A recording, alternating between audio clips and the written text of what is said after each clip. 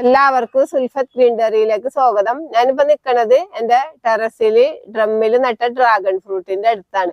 അപ്പൊ ഈ വർഷത്തെ ആദ്യത്തെ ഡ്രാഗൺ ഫ്രൂട്ടിന്റെ വിളവെടുപ്പാണ്. നമ്മൾ ഡ്രമ്മിലാണ് നട്ടേക്കണത്. അപ്പൊ നമുക്ക് ഡ്രം ഇല്ലെങ്കിലും ഒരു ചെറിയ പെയിന്റ് ബക്കറ്റ് ഉണ്ടെങ്കിൽ വരെ നമുക്ക് ടെറസിൽ കൃഷി ചെയ്യാം. നമുക്ക് വലിയ പരിചരണങ്ങളൊന്നും വേണ്ടാത്തൊരു കൃഷിയാണ് ഡ്രാഗൺ ഫ്രൂട്ട് എന്ന് കഴിഞ്ഞാല്.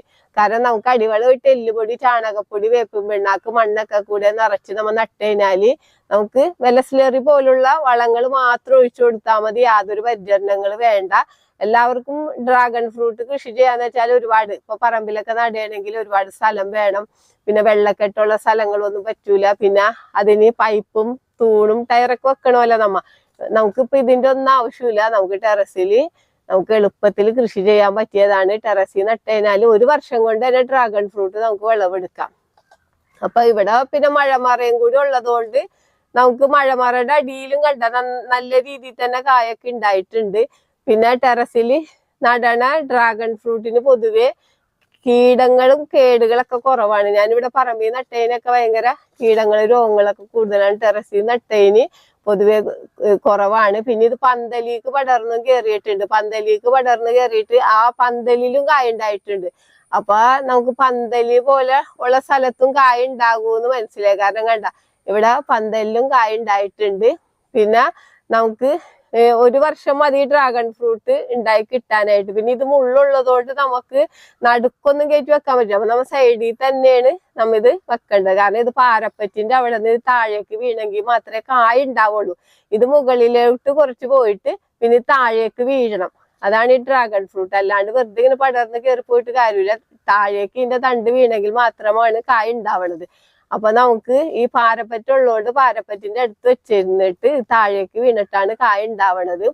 പിന്നെ നമുക്ക് ഡ്രാഗൺ ഫ്രൂട്ട് എന്ന് പറഞ്ഞാൽ നമുക്കറിയാലോ, കടയിൽ നിന്ന് മേടിക്കുന്ന ഡ്രാഗൺ ഫ്രൂട്ടിന് വലിയ മധുരമൊന്നും ഉണ്ടാവില്ല. നമ്മുടെ വീട്ടിൽ കൃഷി ചെയ്ത് കഴിഞ്ഞാൽ നല്ല മധുരമുള്ള ഡ്രാഗൺ ഫ്രൂട്ടാണ്. നമുക്ക് ഇതേപോലെ പഴുത്ത് കഴിയുമ്പോൾ മാത്രം നമുക്ക് വിളവെടുത്താൽ മതി. ഭയങ്കര ടേസ്റ്റിയായ ഫ്രൂട്ടാണ്.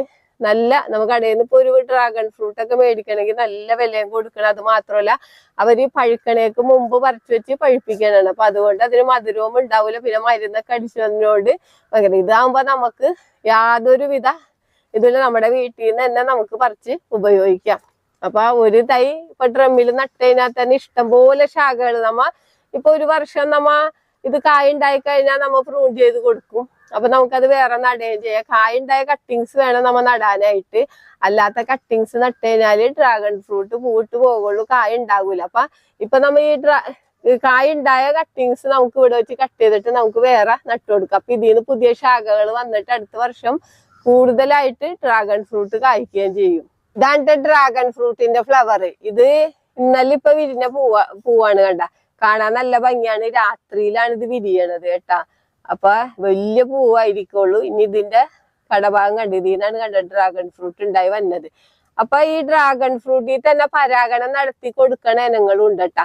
ഞാനിവിടെ നട്ടേക്കണ ഇനങ്ങളൊക്കെ ഇപ്പൊ പരാഗണം നടത്താത്ത ഇനങ്ങളാണ്. കാരണം അപ്പൊ നമുക്ക് പരാഗണം നടത്തിയൊന്നും കൊടുക്കണ്ട, അല്ലാണ്ട് തന്നെ കായ പിടിക്കും. അപ്പൊ ഇതിലൊക്കെ രാത്രി പരാഗണം നടത്തി കൊടുക്കണം. പണ്ട് ഉണ്ടായിരുന്നില്ല, പക്ഷെ അത് നമുക്ക് ഭയങ്കര ബുദ്ധിമുട്ടാണല്ലോ. അപ്പൊ നമ്മൾ തൈ മേടിച്ച് നടുമ്പോ പ്രത്യേകിച്ച് ശ്രദ്ധിക്കണം. പരാഗണം നടത്താത്ത ഇനങ്ങൾ വേണം നമ്മ കൃഷി ചെയ്യാനായിട്ട്. പിന്നെ ഇത് റെഡ് ഡ്രാഗൺ ഫ്രൂട്ട് ആണ് കേട്ടാ. ഇത് അമേരിക്കൻ ബ്യൂട്ടി എന്ന് പറഞ്ഞ എന്നോട് ഭയങ്കര ടേസ്റ്റിയായ ഡ്രാഗൺ ഫ്രൂട്ട് ആണ്. അപ്പൊ നമുക്ക് ഇതൊന്ന് വിളവെടുക്കാം. കണ്ടാ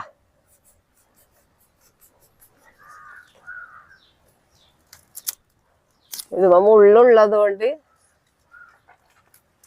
കണ്ടാ നമുക്ക് വിളവെടുക്കാം. നമുക്ക് ഇനി ഇത് കട്ട് ചെയ്യാട്ടാ. കണ്ട നല്ല റെഡ് കളറാണ്. കണ്ട കാണാൻ എന്ത് ഭംഗിയാന്ന് നോക്കിയേ.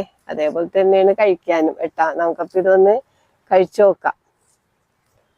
കണ്ട ഇതേപോലെ കട്ട് ചെയ്തെടുത്തിട്ട് നമുക്കിതൊന്ന് കഴിച്ചു നോക്കാം.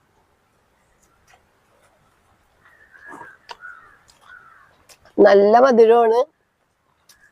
അപ്പൊ ടെറസിലൊക്കെ നമുക്ക് ഡ്രാഗൺ ഫ്രൂട്ട് ഇതേപോലെ കൃഷി ചെയ്യാം. അപ്പൊ എല്ലാവരും ഒരു ഡ്രാഗൺ ഫ്രൂട്ടിന്റെ തൈയൊക്കെ മേടിച്ചിട്ട്, ഡ്രാഗൺ ഫ്രൂട്ട് വലിയ ഡ്രമ്മൊന്നും വേണമെന്നില്ല, ചെറിയ ബക്കറ്റില് മതി. മണ്ണൊന്നും അധികം വേണ്ട. വളമൊക്കെ വല്ലപ്പോഴും സ്ലറി രൂപത്തിലുള്ള വളങ്ങളൊക്കെ ഒഴിച്ചു കൊടുത്താൽ മതി. അപ്പൊ എല്ലാവരും ഡ്രാഗൺ ഫ്രൂട്ടിന്റെ ഒരു കട്ടിങ്സ് എങ്കിലും മേടിച്ച് നടണം. ഈ വീഡിയോ പറ്റി എന്തെങ്കിലും അഭിപ്രായങ്ങളോ സംശയങ്ങളോ ഉണ്ടെങ്കിൽ വീഡിയോക്ക് താഴെ കമന്റ് ചെയ്യുക. വീഡിയോ ഇഷ്ടപ്പെട്ടാൽ ലൈക്ക് ചെയ്യുക, വീഡിയോ ഇഷ്ടപ്പെട്ടാൽ ഷെയർ ചെയ്യുക.